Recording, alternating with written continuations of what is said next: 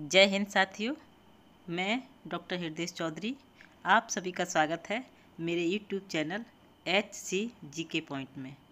आज की इस वीडियो में सी टेट परीक्षा जो कि जुलाई 2024 में होने जा रही है और जो अभ्यर्थी सी टेट की परीक्षा में बैठने जा रहे हैं उनके लिए यह वीडियो बहुत उपयोगी साबित होने जा रही है, क्योंकि इसमें वही प्रश्न लिए हैं जो सी टेट की परीक्षा में आने की संभावना है।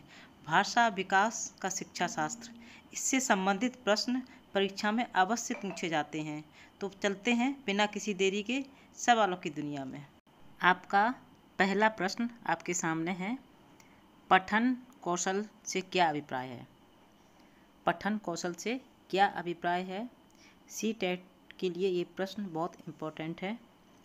ऑप्शन हमारे सामने हैं, लिपि चिन्हों की पहचान, शब्दों को पढ़ना, वाक्यों को पढ़ना, पढ़कर समझना।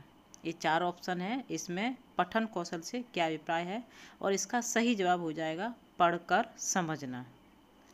पठन कौशल से अभिप्राय है पढ़कर समझना। पढ़ना अथवा पठन भाषा के चार कौशलों में से एक है। पठन कौशल के विकास में शिक्षक छात्रों को केवल अक्षर ज्ञान नहीं देता है, बल्कि पाठ्य सामग्री का बोध करना एक महत्वपूर्ण अंग है। यानी कि समझाना, उसको पढ़कर समझना इसका एक महत्वपूर्ण अंग है। बोध पढ़ने वाले को निष्क्रिय से सक्रिय बना देता है। बोध कर छात्र पाठ्य सामग्री से अंतःक्रिया करते हैं। बोध करने से यानी कि समझ कर पढ़ने से छात्र में नए संप्रत्ययों का निर्माण होता है। छात्र के शब्द भंडार में वृद्धि होती है।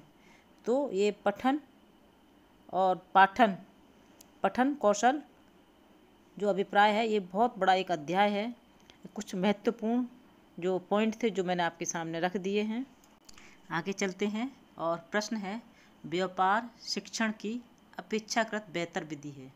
व्यापार शिक्षण की अपेक्षाकृत बेहतर विधि है, ये भी बहुत इंपॉर्टेंट प्रश्न है। आगमन विधि, निगमन विधि, सूत्र विधि या फिर पुस्तक विधि। तो इसमें हमारा करेक्ट आंसर हो जाएगा आगमन विधि। व्यापार शिक्षण की अपेक्षाकृत बेहतर विधि आगमन विधि है। थोड़ा आगमन विधि के बारे में आपको बताना चाहेंगे। ये क्या है? आगमन विधि एक मनोवैज्ञानिक विधि है जिसमें विशिष्ट अनुभवों और उदाहरणों के माध्यम से सामान्य नियमों का निर्माण किया जाता है। इसके द्वारा बच्चे सरल संप्रत्ययों के सहायता से नवीन ज्ञान का संचार करते हैं। इसे विश्लेषण प्रणाली के नाम से भी जाना जाता है। व्यापार शिक्षण की आगमन विधि अपेक्षाकृत बेहतर विधि है, क्योंकि इसमें बच्चे उदाहरणों से नियमों की ओर जाते हैं। यह शिक्षण विधि विशिष्ट से सामान्य की ओर, स्थूल से सूक्ष्म की ओर, मूर्त से अमूर्त की ओर, ज्ञात से अज्ञात की ओर, सरल से कठिन की ओर के सिद्धांत का कार्य करती है। तो ये बच्चों के लिए बहुत ही उपयोगी है, जिससे बच्चे आसानी से सीख सकते हैं और बहुत इम्पोर्टेंट प्रश्न है साथियों, याद रखिएगा इस प्रश्न को। आगे चलते हैं और प्रश्न है, एक शिक्षक दृष्टिबाधित छात्र को अधिगम में किस विधि द्वारा मदद कर सकता है? एक शिक्षक जो दृष्टिबाधित छात्र होते हैं अधिगम में किस विधि द्वारा मदद कर सकता है? श्रव्य और दृश्य या फिर सभी? तो इसमें हमारा सही जवाब हो जाएगा श्रव्य। एक शिक्षक दृष्टिबाधित छात्र को श्रव्य विधि द्वारा मदद कर सकता है। श्रव्य विधि द्वारा बालकों की मदद कर सकते हैं। दृष्टिबाधित बच्चों को भाषा सिखाते समय बहुत सारी बातों को ध्यान में रखना होता है। उनको बातचीत करते समय चर्चा करें और ब्रेल प्रणाली का उपयोग करना, क्योंकि ये डॉट्स उठाया हुआ पैटर्न के माध्यम से शब्दों को अध्ययन करने में मदद करता है। यानी कि समूह में अपनी यात्रा के अनुभव एवं चर्चा करना, बहुत सारी चीज़ें हैं जो हम श्रव्य के माध्यम से उनको सिखा सकते हैं। आगे चलते हैं और प्रश्न आपके सामने है, पठन पाठन के अंत में ऐसे अभ्यास एवं गतिविधियां हैं जो केवल पाठ से ही संबंधित हों, बच्चों को स्वयं कुछ करने और सीखने का अवसर दें। पाठ पर बिल्कुल आधारित हों, सरल भाषा हो।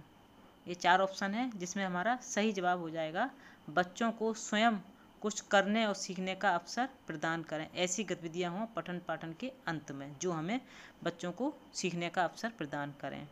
आपने देखा होगा पाठ्य पुस्तकों में प्रत्येक पाठ अथवा विषय वस्तु के अंत में अभ्यास होता है। गतिविधियां दी होती हैं जिनका मुख्य कार्य पाठ को समझना होता है।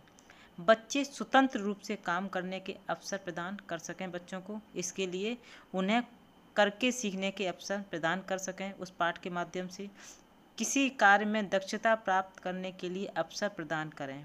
यह सीखने को दिलचस्प एवं स्थायी बना सके। इसलिए बच्चों को जो पाठ के अंतर्गत जो गतिविधियां होती हैं उनको अपने आप स्वयं करने देना चाहिए। जिस उद्देश्य से पाठ को पाठ्य पुस्तक में शामिल किया है, बच्चे उस उद्देश्य की किस सीमा तक प्राप्त किए गए हैं। पाठ के अंत में जो भी गतिविधियां दी गई हैं उनको बच्चों को स्वयं करने देना चाहिए, जिससे वो सीख सकते हैं और कुछ करेंगे तो बहुत सारे विचार उनके मन में उत्पन्न होते हैं। आपका प्रश्न आपकी स्क्रीन पर है। एक सशक्त विद्यालय अपने शिक्षकों में निम्न योग्यताओं में से किसे सर्वाधिक बढ़ावा देगा, किसे सबसे ज़्यादा वरीयता देगा। एक अच्छा विद्यालय परीक्षण करने की प्रवृत्ति हो, स्मृति, अनुशासित स्वभाव, प्रतिस्पर्धात्मक प्रवृत्ति। ये 4 ऑप्शन है जिसमें हमारा सही जवाब होगा प्रतिस्पर्धात्मक प्रवृत्ति। एक सशक्त विद्यालय अपने शिक्षकों में निम्नलिखित योग्यताओं में सबसे अधिक बढ़ावा देगा प्रतिस्पर्धात्मक प्रवृत्ति, जिससे कि वो अपने बच्चों को भी उसी भावना में और ज़्यादा बढ़ावा दे सके, उनके अंदर ये भावना बढ़ा सके। आगे चलते हैं और प्रश्न है शारीरिक रूप से अक्षम बच्चों को सामान्यतया क्या होता है। शारीरिक रूप से जो बच्चे अक्षम होते हैं वो सामान्यतः क्या होता है। डिसलेक्मिया, डिसमाफिया, डिस्थीमिया, डिसकैलकुलिया। ये 4 ऑप्शन है जिसमें हमारा सही जवाब हो जाएगा डिसमाफिया। शारीरिक रूप से अक्षम बच्चों को सामान्यतः डिसमाफिया होता है। आपका प्रश्न आपके सामने है। निम्नलिखित में से कौन सा उदाहरण प्रभावशाली विद्यालय की प्रथा का है। कौन सा जो हमारे जो नीचे ऑप्शन दिए हैं उनमें कौन सा ऑप्शन एक अच्छे विद्यालय की प्रथा का एक हिस्सा है। निरंतर तुलनात्मक मूल्यांकन, शारीरिक दंड, व्यक्ति सापेक्ष अधिगम, प्रतियोगात्मक कक्षा। तो इसमें हमारा सही जवाब होगा व्यक्ति सापेक्ष अधिगम। व्यक्ति सापेक्ष अधिगम प्रभावशाली विद्यालय की प्रथा का एक हिस्सा है।